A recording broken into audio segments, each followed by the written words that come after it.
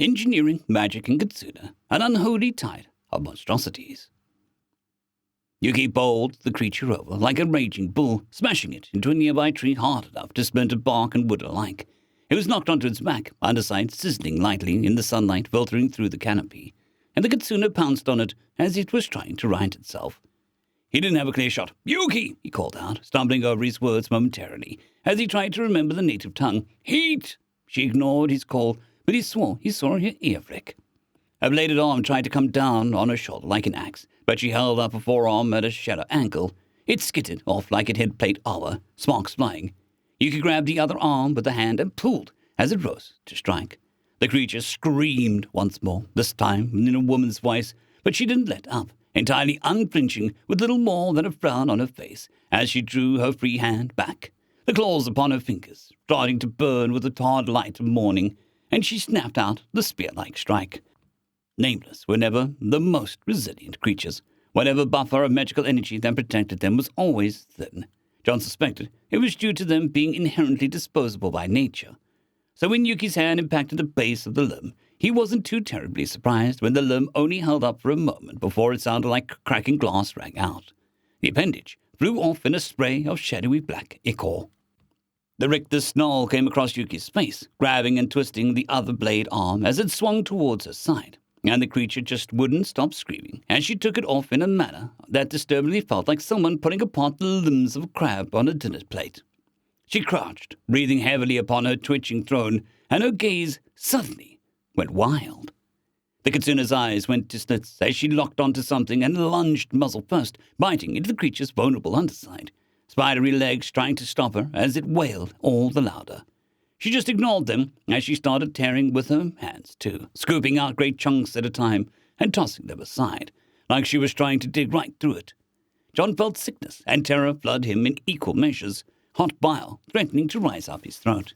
The abdomen twitched up, about to try and entangle her, but before he could shout out a warning, she had already stomped down on it with a paw, flattening it to the ground and spraying webbing against a nearby tree as she continued tearing through flesh like paper. Suddenly, the beast shuddered before steadying, and the shadows seemed to dissipate as it solidified in a manner John had never seen before. The Kitsune reared back, pulling her viscera-covered muzzle from the veritable crater, lips pulled back, and in her jaws, what was that? It was a black orb somewhere around the size of a golf ball, pulsing with the same unnatural anti-light of its host, and it should not exist. John had cut down Nameless before, rendered their bodies into parts, performed autopsies on what was left, yet whatever that was, he never found that once. It was like it materialized in her jaws, drawn forth by her will. Whatever it was, Yuki tilted her head back and swallowed it, licking black from her lips. She sighed in relief, and the previous madness abruptly left her eyes, and she looked back at him, where there was once a ravenous lunacy, was just Yuki, like someone flipped a light switch. Cold dread woke through him as he looked her up and down, trying to reconcile the sweet, almost motherly persona she had displayed back at the fort, and whatever that was. Was it raw instinct, ready to bobble its way to the surface at any time, guiding her to dismantle anything or anyone that looked particularly tasty? Was it a conscious choice to change, choosing immense visceral violence? She had mentioned eating the hearts of those soldiers back when they showed up at the fort. Was this what she meant? Most of them seemed to take her deadly seriously, and John couldn't blame them. She stood back up and stepped towards him, and he took a shaking step back. Concern flashed over her muzzle before realization took its place. Frowning, she wiped her muzzle clean, but the fresh stains remained. Suddenly, John caught movement in the background. His eye started off, settling on one of the once torn-off blade limbs, which was laying well in reach of the sentinels, and the closest was staring. Shit! If the sound didn't already alert them, that sure did. "Yuki!" he whisper-shouted, pointing behind her and to the side.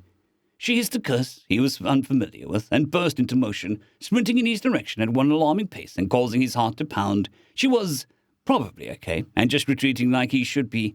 They just had to get to the water and they'd be fine. The Nameless had finally dug itself out of the ground behind her, looking at the pair, and let out an unearthly shriek that crashed through the forest. It shook his brain and his skull in a way that made him feel nauseous, and an inexplicable rush of anxious dread hit him like a brick. Presence, he assumed. It must be an application to make their prey panic and make stupid mistakes. But he pushed it, and most of these other fears, deep down, to be dealt with later. Yuki was an ally. Spiders were chasing them. Act. The mounds next to the first were starting to stir, and although he couldn't see them through the trees, he had no doubt that the rest were beginning to explode with life, too. He had to do something. Now.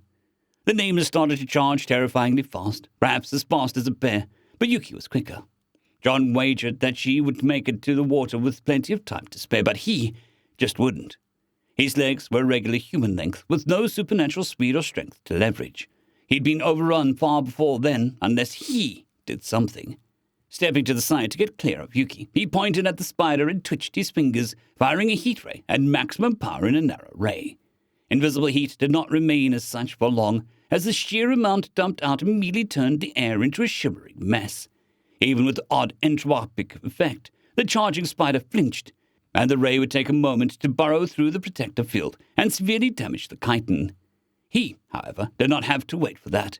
The outer layers that protected the webbing upon its back were comparatively weak. The detritus caught in the beam immediately brush-burned into ash, and the webbing ignited into a towering inferno as the smell of burning webbing filled the clearing before he cut the beam to conserve power. A violet inferno towered off the nameless, and it shrieked as it spasmed, trying to violently peel the armor-turned tomb off of it. But it had already almost gelled, and was now flowing down its sides. He turned to run, heart pounding at his ears as terror filled his veins at the thought of being swarmed by 1,000 stabbing legs and fangs, and the idea of Yuki pouncing him, much to his shame. Even now he could hear her heavy steps pounding into the forest floor, looming ever closer. He picked up the pace, sweat breathing down his brow as the retreat turned into a panicked sprint. Wait. Realization hit him, and dread filled his veins. In his panic, he had made a terrible, terrible error. When the spider showed up, it was between them and where the water would be. He was running away from the water. Shit. He had to circle around. Yuki said something behind him, but he couldn't understand and certainly couldn't slow down to check his notes. He huffed and puffed, stumbling over a rock as he took a hard corner, but he didn't fall. 2 strong hands grabbed him from behind and made sure of that. His adrenaline spiked, and he let out a yelp as he was hefted into the air, flailing wildly. John braced for the worst as he was roughly pulled against the Kitsune and closed his eyes as he prepared for an attack. It never came.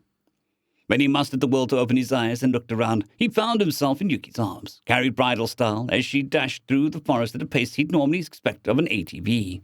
She wasn't looking down at him. Her golden gaze was fixed forward on something. He glanced backward and, holy hell, that was a lot of spiders. The forest was buried under a tidal wave of blackened limbs as they swarmed over the environment like an unstoppable force. He didn't even know how many there were, but they were borderline innumerable, an unorderly mass that was constantly climbing over itself in an attempt to get to them. One reared up on its hind legs, and his eyes widened. "Dodge!" he shouted, tapping Yuki's arm. She reacted instantly, his single ear swiveling to him before juking sharply to the side with cheese that made his stomach flip. Just in time, too, as a mass of webbing sailed through the space where they'd once occupied and slammed into a tree like a bag of wet cement while wrapping around it. He released a shaking breath, pulled his gauntleted arm free, and aimed it backwards towards the mess. Sweat ran down his back as he steadied himself, scanning the crowd. There, another one got ahead of the morass and was starting to rear up, pointing its spinnerets towards them. He snapped to it, correcting his aim and widening the beam to account for how intensely he was being jostled, and fired. He didn't have an easy pass he did prior, the lack of webbing on their underside not providing him good, easily accessible fuel. It didn't matter. As he kept the beam on roughly at the same spot, the attack burned through the grotesque creature's magical resilience before finally meeting the hard chitin dead on. At first, it just silently smoked, but it didn't burn. No, it briefly glowed red hot before melting, the creature's insides sloughing out and smothering its attack. He sighed in relief before Yuki roughly spun to the side and changed direction. But he saw why through blurry vision. The spiders had gotten in front of them and formed a fucking roadblock. Thin strands of webbing trailing between trees, blocking the easy path to the water and forcing them deeper into the woods. Damn it! The air was moist. They must have been almost to the water and safety.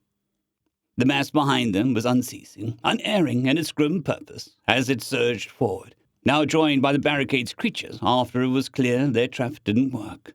The entire time, John kept alert, firing on anything that dared rear up and fire webbing or occasionally on targets of opportunity. When he had a rare moment of calm, the land rose around them on either side, quickly becoming impassable as soon as they were forced to run into a rocky divot. Yuki dashing across the stony ground, and dread wormed his way as he realized they were still being herded. John spun to see where Yuki was going, and was surprised to see them running directly at a cliff.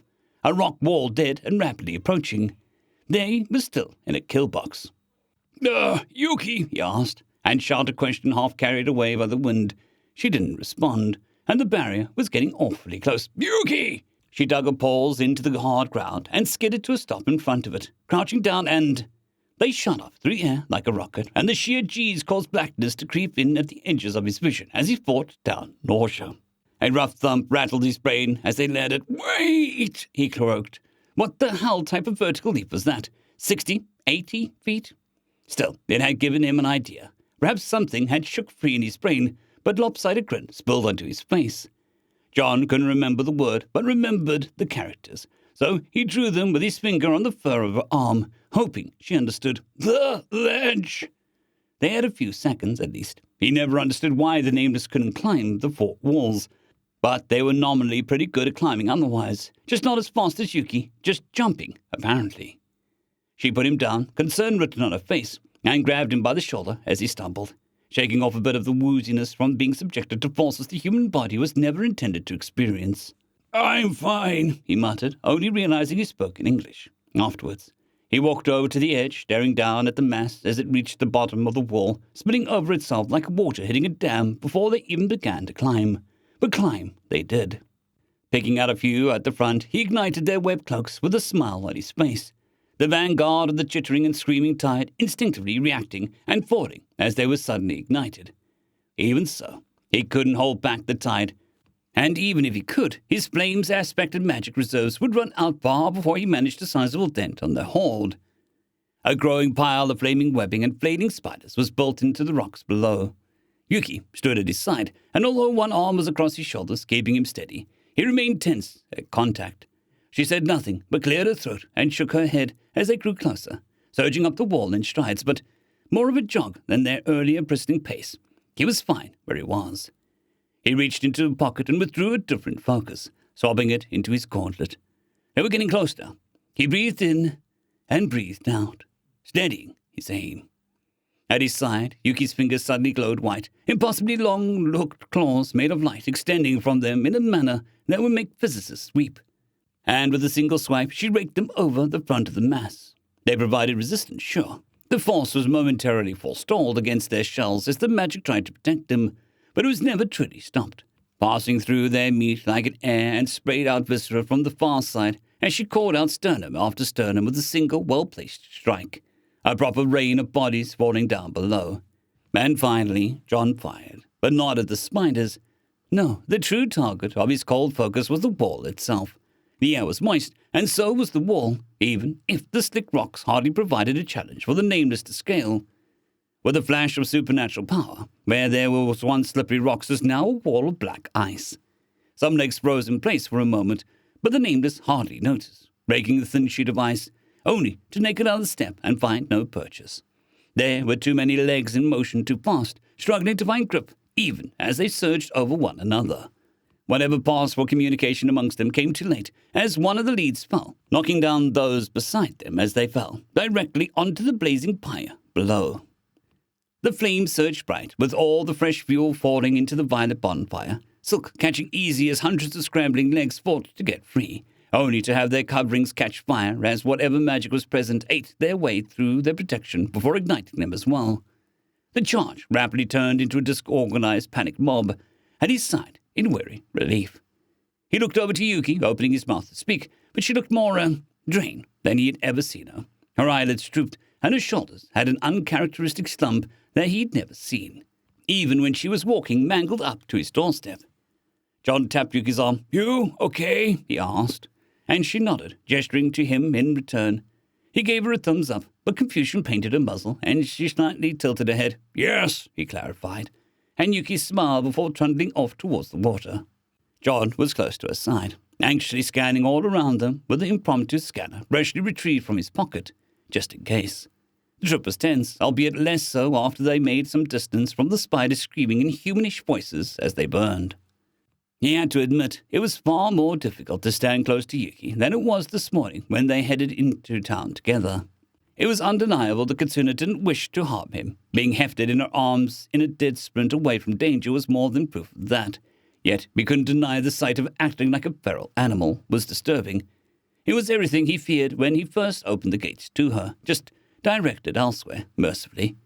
One moment she was calm and understanding, and the next she predated on those that would give most nightmares, and ate what very well might have been its very soul, with all the implications that brought. And then she was back to Yuki. Was it something that she could choose to do at any time? Was it something instinctual that he could trigger by mistake and doom him as surely as putting his head in a crocodile's mouth? Both were worrying, but what scared him the most was there might be no switch, no friendly Yuki or brutal Yuki. It was just her. Did he ever really have to read on the Kitsune in the first place, or was it all an act? Assuming she told the truth about her circumstances, there was a good chance she was in prison for a reason, and he was just someone she liked. A shudder ripped through him. He needed answers. John looked over his companion as she trundled forward and promptly decided it could wait until she rested and bathed. He could probably make some passable-ish robes for her to wear while he cleaned her kimono, although he hoped it had some magic to repel stains with how much viscera had gotten onto it. Wordlessly, they walked out from under the sweeping canopy and onto the rocky river bank. Being upstream worked in their favor. John still had no clue how good of a sense of smell the creatures had, but he would take no chances in leaving a scent trail for them to follow. Oh, they absolutely knew where he lived, but they had yet breached the walls, and the less chance they had to ambush him on the way back, the better. Perhaps their distaste for his continued existence would overcome their hatred for the sun, and he'd have to live in fear while outside now that they kicked the hornet's nest. A problem for later. Stepping ahead of Yuki to the shoreline, he blasted the water with sheer cold, creating a giant brick before swapping out focuses. The excavation beam appeared from his finger next, and he carved out the block's interior, careful not to breach through. It was pretty easy. He had practiced taking a lazy way down the river, although he made sure the bottom was pretty thick in case that copper's cousin still took offense. Climbing into his new boat, he offered his hand to the tired Kitsune, and she graciously took it, although he felt she could barely put any weight onto him. The two of them sat down cross-legged, and he grabbed the icy dinghy with telekinesis, pushing them out of the shore to drift slowly down back towards safety. Neither of them found the energy to make conversation.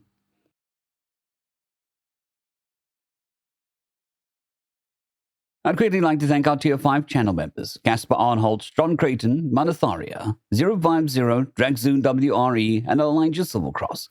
Thank you very much.